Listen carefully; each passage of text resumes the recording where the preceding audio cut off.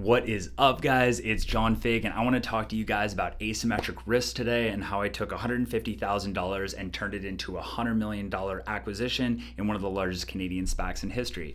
So for all of you guys that don't know who I am, my name is John Figueredo. I took my company Sisu, and over the course of 3 years, we took it from $0 in revenue to $100 million in annual recurring revenue. We sold the company for $100 million in $1 billion transaction with Jay-Z as our chief visionary officer. So it was a hell of a ride, and really one of the things that I'm going through right now is I'm really just talking about the process, doing a retrospective, and I just figured why not share it with more people? Because if I can help cut the learning curve for as many people as possible in my life, that really is my life mission, and time is the most valuable asset that we have on this planet. And so if I can help just one person cut the learning curve, whether it's helping with personal finance or starting your next business or any other venture you may be starting, if I can help with that process, that makes it worth it for me. So if you guys find this content valuable, leave a comment or a like, because it really helps with the algorithm and just sharing out to more people, which is ultimately the goal. And I'm going to be making a ton more content, so feel free to subscribe, and I've got a bunch more. So I'm really excited, and without further ado, let's rock and roll. So let me show you guys what I got here. I want to show you guys a little presentation that I've been putting together about asymmetric risk. But before I get started, I wanted to show you this right here. So this is the Hondo Investor. It's a book by Manish Pabrai, which is really a framework that I utilized in order to get over the hump of me starting Sisu. And so really, I'll kind of talk about the parable of the book, but Manish Pabrai, he is a hedge fund manager. He manages about $500 million assets under management, and he's very good at asymmetric risk return ratios. And that's a really fancy word for making smart bets. And I'm going to go through a couple examples because I always like to use examples to kind of drive that home and go from there. And so one of the first things is when you look at the Hondo Investor, what happened is it's a parable about a point in time and investments that people made. And how it works is in the 1970s, I know that many of you probably weren't around. I certainly wasn't, but I'm a history buff and I really like learning about it. So in the 1970s, we had really big oil issues. So I don't know if you guys ever heard from parents or grandparents to where you could get gas every other day, and it was kind of a crazy time because gas was through the roof expensive. You could only get it every other day, so people stopped driving on interstate highways. And what ultimately happened is because of that, all of the hotels got obliterated, just absolutely just distressed assets left and right. Hotel California, right? And so you've got this time period to where you've got all these distressed assets that fell apart, and there was a group of people that figured it out. And it was really interesting because they realized that there was an asymmetric return, which means that you could put less money in and get outsized returns. And then I'll just show you an example from there. So check this out. If you are starting the process of this hotel, let's say, so you buy a distressed hotel for $2,000, and then from there, the risk that you have is you have an 80% chance of getting a 5x return, which would be around $10,000. Bear with me if these numbers aren't perfect. This is done by memory from the book, so I think it's fairly close on this side. And then you have 15% chance of a 10x return, which is $20,000. But then check this out. You have a 5% return of 0. So 1 in 20 chance that you are totally flat out done. And risk is scary, right? And the truth is that there's always going to be risk in business, and you cannot avoid risk in life. We drive cars, we fly in airplanes, we do things that are risky every single day. Your job as an entrepreneur is to mitigate risk. And so the best entrepreneurs that I know, they don't avoid risk, they mitigate risk in every way that they can. So this is where it gets really interesting. So if you check this out from here, this is the silver lining, and this is really the crux of the book, is $2,000 represents 1 year of savings. So if that entrepreneur were to fail, then they could work for a year, and then they could do it one more time, pay $2,000 and take that risk again. And the odds of failing twice, so 1 in 20 times 1 in 20 is a 1 in 400 odds of failure. And so if anyone gave me that risk return ratio of an 80% chance of making 5x on my money, and then you could just do a bunch more hotels, and then that 1 in 20 chance that you fail, and if you fail, you go again, those are some of the best odds that you could possibly do. And that has a lot of value. So I'm going to jump over to another example, which is gambling. And then I'm going to go to the example of Sisu from there, just to kind of show you the dichotomy of risk reward ratios. So let's do some gambling risk. And this is absolutely what we don't want to do. So I'm just going to show an example of something that's not great, and then we'll kind of go from there. So let's say we're gambling and we're playing roulette. Hopefully most people know how that kind of works. I'm going to do an example where you're just betting on red.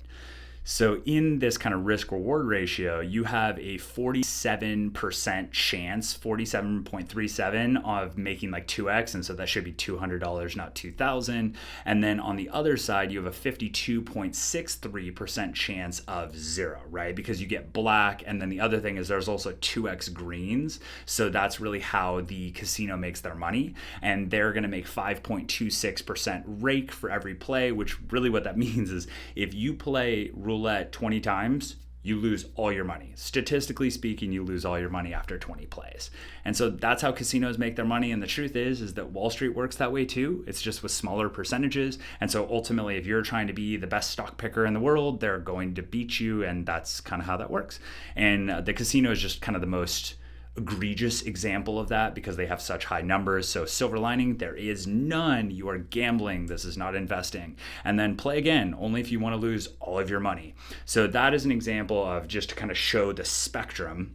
This is gambling risk. Obviously, there's kind of like small business risk. If I started like a restaurant, you've got a 95% chance of failure, 5% of success, which is a little bit better than gambling, but still not great. And so if that's still not great, then you kind of want to go to the next thing. So this is a picture of my wife and my two co-founders, Joe and Shannon. When we first started off the thing, we were, I guess after 100-hour work weeks, looking a little tired, but that was right when we first opened up shop. And so just to show you kind of a Sisu Risk projected example, if you look at the cost here, it was $150,000 for me to invest in Sisu. And I look at the risk, right? So the first thing when you look at the risk is I thought that there was a 25% chance of success. I'll go into why I think it was 25% instead of 5%, because my job is to kind of focus on two things, is to reduce the amount of capital you're putting in. Capital risk is the amount of time because money is a proxy for time. And then the other side is how do I increase my chances of success and give myself unfair advantages, which is people are always looking for moats in business. You hear that in many business books. So I figured that if I put $150,000 in, then the odds of getting a 20x return, which would be $3 million, which to me, I'm a pretty conservative guy. So invested at 8%, that's like 240 grand. So that is infinite time at that point. You bought yourself infinite time forever. I thought there was a 25% chance. Then I have a 75% chance of failure, which is zero. And using that exact same paradigm of the silver lining is I knew that when I put $150,000 into this, that I was going to have a 50-50 chance. Basically, I would take 150 grand in equipment, and if everything fell apart in the first 6 months, which is where you wouldn't make money, that's where I could fire sell the equipment for 50% off, and then I could only lose 75 grand. And so if I lost 75,000 at the time I was working as a software developer, that was equivalent to 1 year of savings. And that's really important because basically if you kind of look at the risk reward ratio, the upside of me taking this investment was 100 years for 1 year of life with a 25% probability of success. So basically you bet 4 years of life to win 100. So even if I lost in this one game, I would play it 4 more times in my lifetime because ultimately I know if I found the right examples that it would work out. So these are how you increase the odds of success. So let's look at normal odds. If I'm starting any sort of normal business, you're probably looking at a 5% success rate, 95% failure rate. And the things that I was looking at is how do I increase the odds of that? So if I try to increase, the first one is going to be a moat. So the moat is important because I had a very premier client. I had the largest vape company in California that I was going to be the toll processor for. And that was really important because by doing that, I had locked in a client that was going to give us enough revenue for us to be profitable day one. And that for me, I just benchmarked it at about a 5% success rate. It could have even been higher from there, but there's always risk along the way. So 5% extra because we had a moat and a key client. The next one is hard work. So in business, there are going to be people that work normal 40-hour weeks and they're going to want to compete. And the truth is I love the Mark Cuban quote. He just says, work like there's someone working 24 hours a day to beat you because there is. And it's true. The hardest hitting companies in the world, if you look at SpaceX or Tesla, they are working their asses off. And this is linear math. And there's, a bunch of people, you can trigger warning me on this and just say like, hey, all these studies about like about life work balance, things like that. But at the end of the day, startups are warfare. And you're either going to fight as hard as possible and win, or someone's going to take your lunch. And so we were working 80 to 100 hour weeks. And if we're working 80 to 100 hour weeks and every other company is working 40 to 50 hours, which is what they were, we're going to outpace them 2-1. And that's exactly what we did. We were outpacing every single competitor in the space 2-1 because we were just frankly working harder. And there are some examples in business where there's asymmetric returns. So an example is if you're doing like machine learning, right? It's not about how many hours you work. It's about like the content within those hours, whereas this was manufacturing, so it's really just creating widgets, which means that time has value. And then the other one is good partners. So Joe, Shannon, my wife, I got really lucky because we all had very uniquely different components and things that they could do. I could do financial modeling and I was an operator. Shannon was one of the best operators that I've known ever. Joe is one of the best salesmen I've ever worked with. And Demetria handled all of our HR, every single component of infrastructure behind our company from an administrative perspective that was super important. And so by doing that, that increased the odds of our success.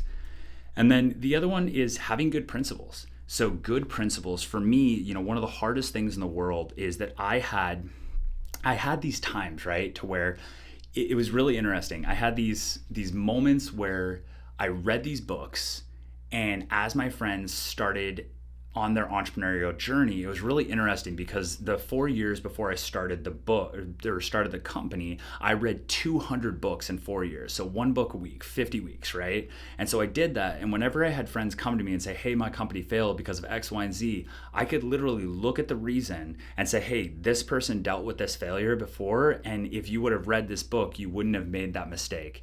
And it's incredibly important to prepare because the fact that I started the business at 30 meant that I really had time to kind of absorb all of these things, and it mitigated a ton of risk because I was not blindsided by any of these things because most failures have already happened before. And I'm totally fine failing because I failed, but I'm not fine failing if I could have mitigated it by reading a book or listening to an interview by an entrepreneur that told us how to do it already. And so that's really important. I just want to stop there and just kind of say that out loud. So read as many books as you can about as many entrepreneurs as you can because they will give you all of the cheat codes to life. That's what I'm trying to do right now, and hopefully it's helpful. So going back to it, what that really takes it up to is that at that point you are now up to a 25% chance of success. Obviously, I don't know the exact percentages on this, but this is really the way that I benchmarked it in my head, and that's how I kind of analyzed the math from there. And then, at the end of the day, the key takeaways from here is this is a framework on how to analyze opportunities. So the key to analyzing opportunities is you have to understand your risk. So what is your max financial risk? So in my example, even though I was putting up $150,000, I was only risking $75,000. And then from there, I knew that equated to 1 year of time. And then what is the potential upside? So for me, really a metric, when it comes to investing in the stock market, that's different. But when I'm looking at businesses, I'm looking for a 10x upside, because if I'm going to have a 5 to 25% chance of success, I need a 10x upside to make it worth my while from an asymmetric return. And then last but not least, what are the chances of success, and how do I mitigate those chances of success? What are my modes? What are my competitive advantages? How am I different? Because if you don't have a competitive advantage in business, it's a red ocean, and it can be a really tough environment to operate in. Going back to restaurants hardly have any moats, and that's why they're very tough businesses to begin with. And then another key takeaway is asymmetric opportunities, they're rare. They're super, super rare. And so I spent, just to kind of take a point home with that one, is I spent 2 years looking for this opportunity. I mean, everything that you could possibly imagine, I would just rip through. And so this is not one of those things where I just came to this opportunity and all of a sudden I'm like, okay, this is the right one, right? Like I looked through 200, 300, 400 opportunities, modeled out the whole thing, and then they didn't meet my risk return ratio, right? I looked at it and I was like, okay, well, this actually has a good return, but the risk is so high. Am I willing to bet $1 million and bet 10 years of my life? Because if I bet 10 years years of my life twice, then I'm halfway through my career. So you really have to kind of manage all of those things. Is how much capital do you have, what's your chance of success, and what's your potential upside. And so that's really important. And then last but not least, you have, how do you mitigate risk? What are the ways in which you increase the success odds and reduce your max financial risk? And so you're always looking for an edge there, and it's super important. So those are really the three main takeaways that I would say. And I think that the key for this is, I hope that this provides a framework for you to look at opportunities in a unique way that allows you to say, hey, am I willing to take this risk? Because at some point you're going to have to take a risk in life, whether that's increasing in your career and taking on new job opportunities, starting a company, investing in other assets, and you're going to need to be able to analyze it appropriately. So if you guys find this content valuable, leave a comment, let me know what you guys think, because you'll hear me say it again. I don't care about being right. I care about finding truth, and an open dialogue is really important, and it helps me learn as well. And I hope that you guys find it valuable. Definitely subscribe and check it out, because I'm gonna have a ton more, and I'm looking forward to talking to you soon.